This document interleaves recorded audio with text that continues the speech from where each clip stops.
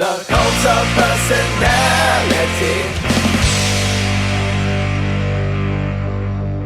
Greetings, every people. This is your cult of personality here. ToonKritic's a name, and tunes are the name of my game. See, I told you I could do it better than you. Freaking changelings think they always do it better than me. Okay, Of all right. course. Okay, hey everybody. Hi, yes, if this guy over here basically did it for me, but yes, hey, ToonKritic Cult of Personality here. And of course, Sketchy the Changeling. What's up, you guys? How you guys doing?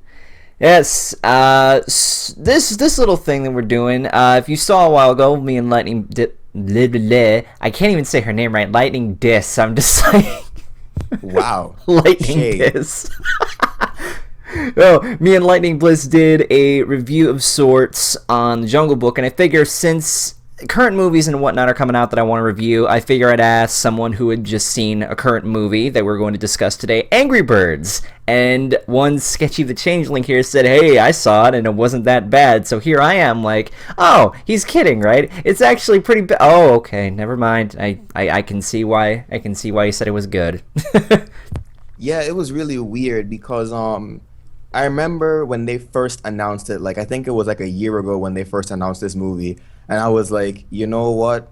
I don't know what's more shocking, the fact that it's happening or the fact that it took this long to happen, because Angry Birds is like a giant franchise right now. Billions of people are playing it worldwide, and to be honest, it was only inevitable that they would get a movie and we would just have to suffer through it. But then that first trailer dropped and I saw who was on the cast, like Jason Sudeikis, Keegan-Michael Key, Danny McBride, even though I'm not too fond of his roles in most movies, like Maya Rudolph. Like we had some all-stars like from Josh SNL Gad. and whatnot. Yeah, Josh Gad, of course. Like I wasn't sure if I should mention him because I know people are kind of sick of him at this point. So I was like, should I mention his name? No, that's only because of Frozen, but Josh That is Gad, true. he's... Okay, so for those curious, Jason Sudeikis plays Red, and Josh Gad plays Yellow. Is his name Yellow, or is it something else? Chuck. Chuck, okay. And Danny McBride plays Bomb. Yeah, and Not my ideal yeah. voice cast for the three of them, but they make it work. Honestly, like I think it was the whole Jason Sudeikis thing that kind of sold me on it, because not only did the trailer look good, like the animation was gorgeous, and some of the jokes in the trailer made me laugh. Jason Sudeikis was the main selling point for me because I pretty much enjoyed every single thing that I've seen him in. I loved him in Horrible Bosses, loved him in We're the Millers. Like he's a really funny actor that brings his all when it comes to his roles. So I was like, you know what? I'm gonna give this movie a chance. Yeah, Jason Sudeikis, I didn't really know too much about him other than Horrible Bosses, and I thought he did good in that. But here, he plays this so cynical, tired of the world, angry dude. He is an angry bird, as we can see, but he does it in a way that's relatable. You know that he's the angry guy, but he has every reason for being sarcastic and cynical and just so blunt about it.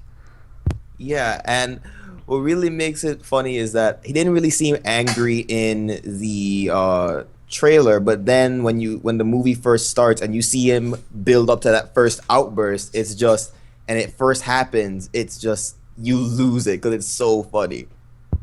Yeah, the characters in this is probably the strongest part about it. I want to say that compared to the Ratchet and Clank movie, which already has pre-established characters, the Angry Birds movie has these three birds to work with that don't really have any personalities, but they're given personalities based on what they do in the game. Like Red's the angry one, Chuck is the speedster, Bomb is the guy who blows up. So they work around personalities, they develop something original for them, and through that originality, that's where this movie shines. It takes the Angry Birds property and manages to give it life and something fun to work with that I think kids will enjoy, and also adults will probably enjoy too. Now, I know a lot of people are wondering, what story could they possibly make for Angry Birds to warrant a 90-minute film? Well, the movie basically worked as an origin story for the game, where you find out why the pigs took the eggs and why the birds are going and messing up all their crap. And basically, Red is the only angry bird in his entire flock. Like, there's an entire island of birds, and they all live by the rules of being happy, not not letting things get them down, and that anger is pretty much unnecessary. Is that the worst punishment that they have, by the way? When I was watching this movie, like, Red's getting sentenced, and I'm just like, oh, what's the worst thing? He's going to get exiled? He's just like, I sentence you to the worst kind of punishment we have, anger management. And I'm just like, oh, is that all? If they want to foster happiness, I don't think putting them in prison would be the best thing. I guess they're more like, we'll fix your problem instead of punishing you for it kind of thing. Yeah. But yeah, like that's pretty much how Red meets Chuck and Bomb, through this anger management class. And one day a boat full of pigs comes around, and they give off this guise of, oh, we're here to be friends, we're here to foster good relations with other places, and That's where it they're picks up from lying. there, so. That's pretty much where you get the basic plot that they put into the games, and that's how it builds up to what we get in the movie. Yeah. If you've played Angry Birds, you know the whole thing. You launch the birds with the slingshots through different levels and such. That doesn't happen until halfway through the movie. Just a fair warning. That's like maybe the last 40, 30 minutes of the movie. It's kind of ironic, though, because... How is it? Because the pigs were the ones that gave the birds the slingshot. Yeah, So I didn't it's quite get that. It's kind of funny in that kind of way. Yeah. So I guess I forgot to mention this at the beginning, what we liked and what we didn't like. What we like are the main trio. Definitely. I think my favorite, besides Red, because I think that's a little bit of a cheat, would have to be Bomb, mainly because of who plays him. For those who aren't familiar with Danny McBride's work, he usually stars in a lot of raunchy R-rated comedies, and he usually plays... He's that the guy. jerk. He's that guy. He's the jerk. Like, if you've seen This Is the End... I was just when about he to mention plays that. himself, that's pretty much all of his roles. So it was kind of refreshing to see Danny McBride play the guy who knows that he's prone to these outbursts, literally and figuratively, but is trying to contain it. And I thought that was a cool subversion of the whole bomb bird thing, because I thought the bomb bird would be the angriest one in the bunch. Oh yeah, But I thought they were instead, gonna make him like stereotypical or whatever. I thought, oh, so the Blackbird's gonna get a black guy voicing him, right? And he's gonna be like this, oh yeah, I'm Bomb, like what up, like that character. I'm like, oh thank God they I did am not so do glad that. that wasn't the case. Like, instead, the judge is played by Keegan-Michael Key. I think, like, yeah. And they had the white bird played by a black woman, Maya Rudolph. So That was reverse racism, or is it? I don't know. We shouldn't bring that up. No. Tumblr will probably do a better job explaining that than us. Pretty much. No, my favorite out of the three, other than Red, is Chuck. I think Chuck is... I love speedster characters. I love fast characters, but Chuck is basically... When I found out Josh Gad was going to be playing him, I'm just like, oh, so it's just going to be the same guy we know. But it's like Olaf, but a lot more sarcastic and edgier. And I loved how he was able to do that. Like, he has like this attitude to him that helps make him stand out with the three of them. Like, you really start to like get behind him with some of the stuff he does. But like many of Josh Gad's performances, there are some good moments, but about maybe 30% of the other time, he's just being annoying. Yeah, like there are points where you do get that Olaf sense, because the mating call scene, which is easily the worst part of this entire movie. Thankfully, it doesn't last too long, but because Chuck has that naivete, it does kind of border into stupidity sometimes. Yeah. But Josh Gad, and by extension the writers also, with the way they wrote his character, they tend to bring it back around so that it doesn't become a lasting part of him, and more like that moment where you just roll your eyes and then you're back to what you're usually with. Yeah. Let's see. The other thing I really liked about this movie was I guess this is pretty basic to say, but the animation for this movie looks surprisingly good. Yeah, like I can't say that I was too surprised, because Who made this? Who did the animation for this? When I looked at who was animating this, it was actually Sony animated this in collaboration with Rovio, who is the game developer for Angry Birds. So knowing what Sony has been doing lately with their films, like Hotel Transylvania? Yeah, Hotel Transylvania. Yeah, that's the kind And of vibe I got. I thought it was don't very quote like me on this, but bouncy. I think they're doing The Secret Life of Pets, or is that Illumination? I think it's Illumination. Okay, then it's not Secret Life of Pets. But yeah, Sony did they did Cloudy with a Chance of Meatballs. They did Hotel Transylvania 1 and 2. So they know their stuff, and you can tell that they brought their A game with this environment that they have, because you're basically only on the bird island for most of the movie until you get to the piggy island when they actually fight the pigs. And you really get to see all the trees, all like the water is not like good dinosaur levels of realistic looking water, Yeah, but this is not Pixar level. I mean, it makes up for it with how colorful it is. The color palette is very nice and vibrant without burning your eye sockets, because sometimes animation studios go a little too far and make things too bright to the point where it's hard to handle. But here they were able to pull it off without having that side effect. yeah, I'd agree. I think how the animation looked for this, it looked really smooth in some parts. I think with the panning shots, the design of the island I thought was pretty nice. The birds designs all seem pretty cool. How they were able to use the birds with their different video game counterparts. I thought the kingdom looked pretty nice. I thought how we went from the island to the kingdom was a real nice switch up of things. Yeah, and when you finally get to see the birds' powers in action and how they translate their powers to the movie, That's I when thought that stuff was gets really good. cool. Because, for example, the white bird, Matilda, in the games, what she does is that she lays explosive eggs, but because they're trying to save eggs, and that would kind of defeat the purpose, they kind of change their power a bit to where she shoots these pink blasts. I thought So she they became kind like an of explosive blast or whatever. kind of, sort of. Like, they just made her shoot explosive blasts rather than actual eggs. I I can guess see they now why noticed that she's plot the hole in the game. I can see why she's the anger management teacher. True. And that's the thing.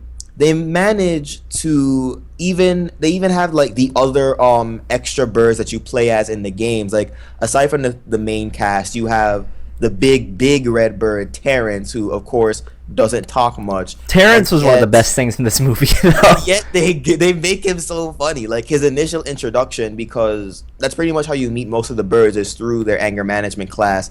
And Matilda's introducing everybody, and she's looking at Terrence's case file to see why Terrence is in anger management. And then you see this terrified look on her face as she looks up at him, and then the screen gets dark as they zoom in on Terrence. You hear police sirens, you hear a woman shrieking. Like, they manage to get so much emotion other than anger out of these birds. The way they emote, the way they change their facial expressions. Like, when Red looks at Terrence for the first time, you can tell that he's like really unsure of what this guy's gonna do. He's like, okay, is he gonna kill me? Is he gonna eat me? Yeah, like, you could like, they know how to animate. They know how to get the most out of these character models, and that helps to push the humor and dialogue a bit further. Like, it's not just their mouths and their eyes moving. When they show an emotion, they show it from head to toe, for lack of better terms, and it helps in the movie's favor. But that's only for the birds. When it comes to the pigs, Nice that is transition there. that's when we get to what the movie's weaknesses are. And basically, the pigs are the embodiment of this movie's weaknesses, because that was pretty much where I found most of its faults. Yeah. When they first come in around the half-hour mark, I know people have been saying that this movie has a lot of immature and crude humor, and that's only true to a degree. It isn't as much as people are saying it is, but when the pigs are around, that's when you get the most of it. And Yeah. I guess you could say that's kind of a reflection of their character, but it still doesn't make it any more bearable to watch. It still doesn't make up for the fact that we still have to sit through it. They did Yeah, that if I at the may, last scene if I there. may, though, the way that I look at the pigs, it sort of reminds me of, I think when they were looking at this movie, they were looking at the Minions and thought, oh, the Minions are funny, so we'll just basically make all the pigs like Minions. That's basically what they were going for here. They have that Minion style humor to it, just like, we're gonna do random things. We're gonna be goofy and quirky and random for just no reason at all because we're the pigs, and like you have the leader of them played by oh god, what was his who plays the leader pig again? I forget. Oh God, I forgot to. I don't know what's Go his look it face. up. Yeah, what's his face? Whoever did it? Oh god, I was You can keep not going. I prepared. can just look it up. Yeah, whoever played the villain pig. Oh, Bill Hader. It was Bill Hader. Bill Hader. Okay, yes, because Oh, I that makes sense remembered. now. I remembered. Yeah, Bill Hader. I don't know what it is about Bill Hader, but whenever you see him like with animated movie roles, it's almost the same thing. I think it sounds weird to say that, but when I hear his voice, it's just like, oh, I recognize that voice, so I know what character we're getting here.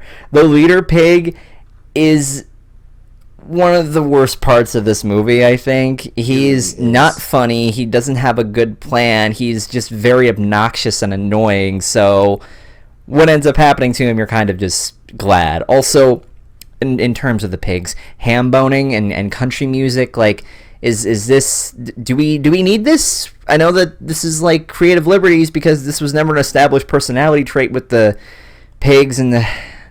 Okay. Yeah, and to rewind a little bit and go to your comparison of the pigs to the minions, that's a pretty spot on comparison because when you compare the pigs to the birds, like every single bird has a different design to it. There are no two birds that look alike, and yet all the pigs look the same. Yeah. And to an extent, that's on how the game is designed because like with the designs that the pigs already have, how original can you get?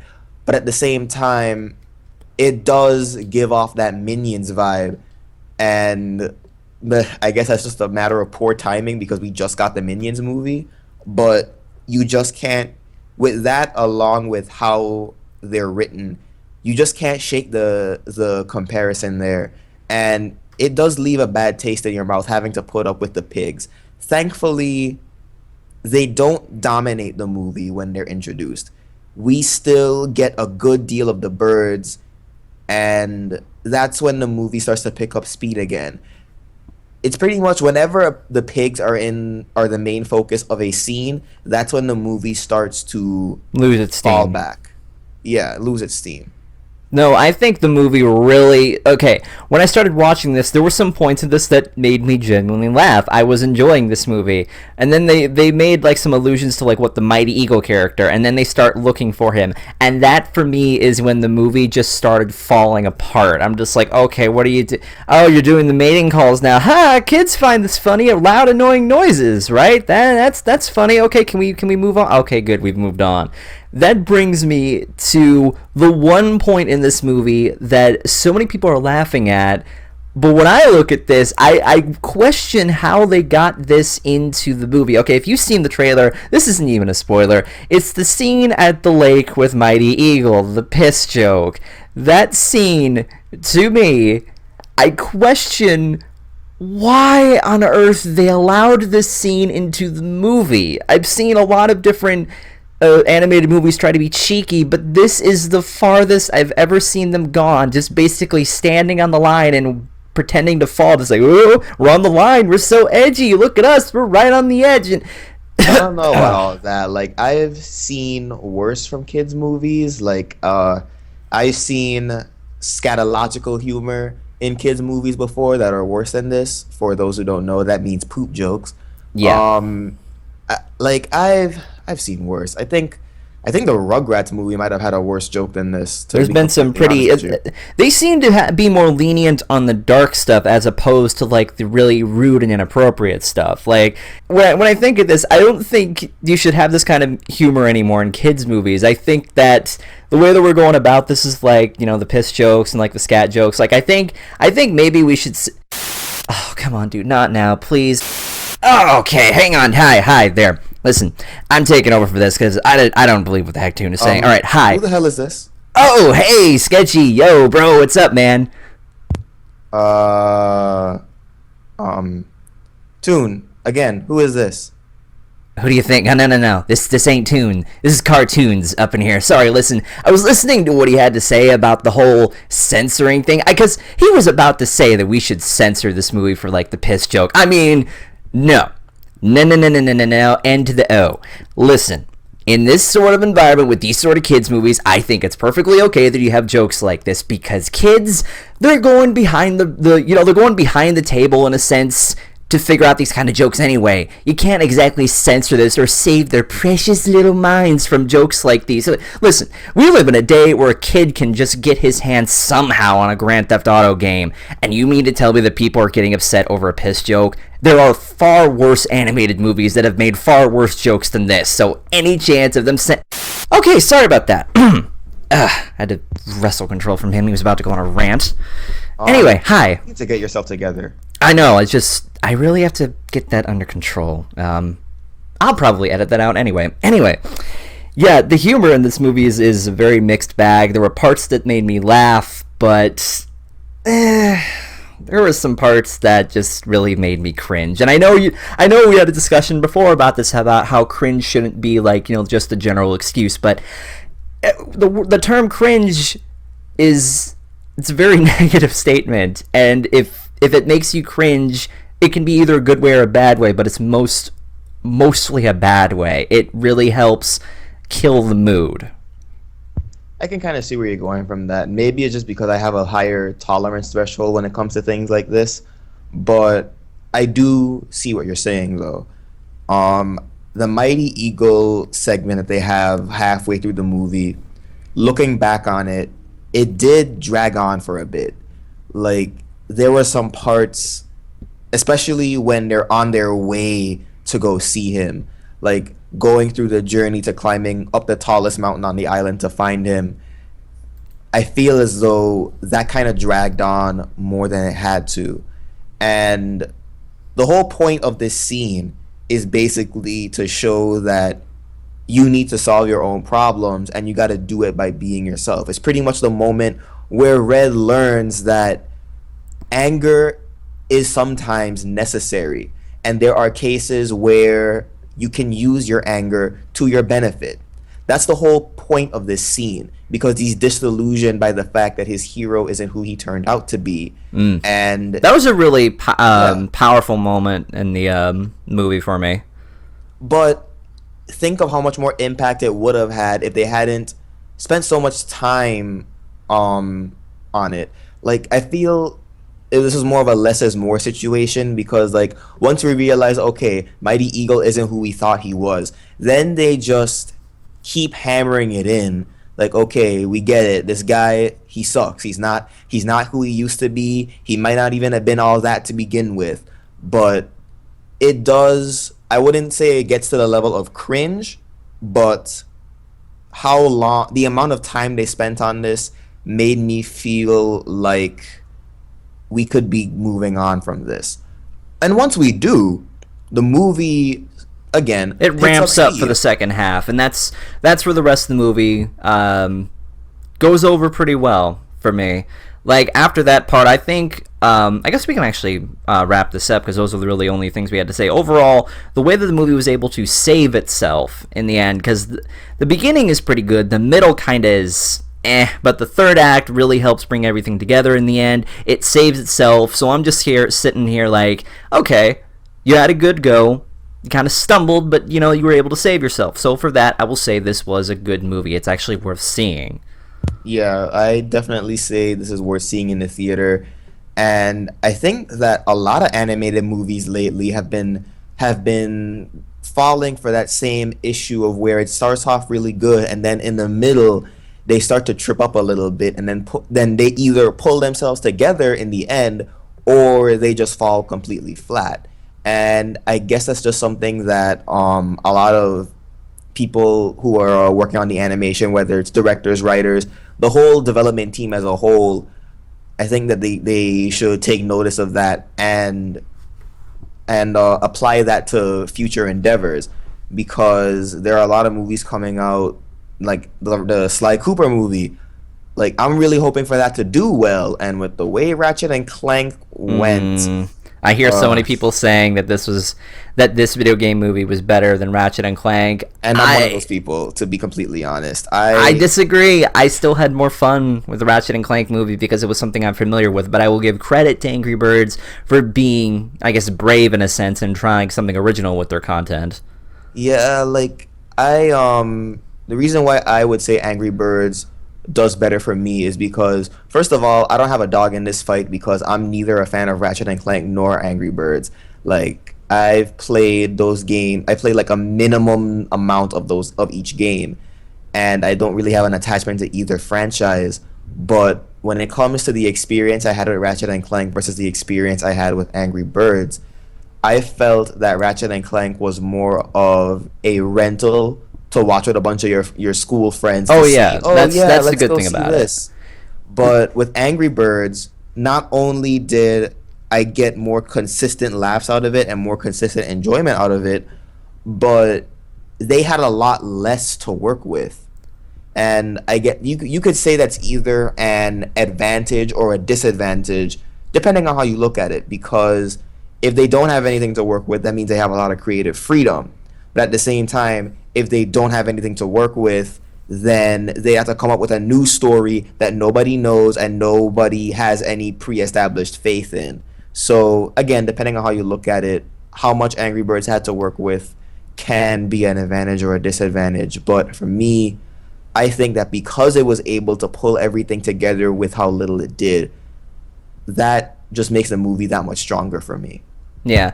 I'll also go on and add that I think I may have said this in the Ratchet and Clank review, but when I looked at Ratchet and Clank as just its own movie, ignoring the fact that it's based on anything, I judged Ratchet and Clank as a movie that is its own thing, just ignoring the source material. And it did okay. But when I look at the Angry Birds movie, and this is where it gets a little edge above it, when I look at Angry Birds, I walked in pretending that I didn't know anything about Angry Birds, that it wasn't based on anything. I just walked in and just watched it as its own movie. Actually, no, I didn't walk into the theater. I technically pirated this with a bunch of friends from Limbo. But that's beside the point. I watched this and just pretended that it was its own thing. And it did really good in that regard. It did surprisingly well. I think Sketchy and I both agreed on this, that this movie is funny in more ways than it's supposed to be. Yeah, this movie is way better than it had any right to be, and I can definitely consider it one of the very few movies based on a video game that is genuinely good. Like, the only other movie I can think of is Mortal Kombat, and even that barely scrapes by. Yeah, I can see that. But I think kids will enjoy it. I think adults will probably have to get around a bunch of their friends so they can laugh at how bad it is considering to them. But if kids like it, that's the main thing about The parents won't suffer, at least. Actually, no, hang on. Hi, I'm back. Just for 1 second. First off, kids are stupid. Second, God. Kids will buy anything. They don't care. I lost so much faith in kids when I saw how much movie the Minions movie made. I mean, come on. You kids are freaky. God, would you just shut up? Oh, my God. Anyway. You really should see a therapist. Oh, yeah, I should see Dr. Wolf about this. Anyway, this has been me and Sketchy talking about Angry Birds. Definitely go see it. We both recommend it. And don't forget, keep it sketchy, folks. Yeah, definitely subscribe to Sketchy. I worked with him before on this channel on the Fiendship is Magic series, and I've worked with him. What else have I worked with you on besides this? Oh, what else did we have a thing. We have a thing that you and I wrote, but we can't talk about that yet. We can't talk about that. Like, there's a lot of things that we are working on that haven't been released yet. So we can't really say what they are at the moment, but when they drop, you guys will drop dead because it'll be great. It's going to be good. Yeah, go ahead and put down in the comments what your thoughts on the Angry Bird movie is, and if you haven't seen it, would you want to go see it?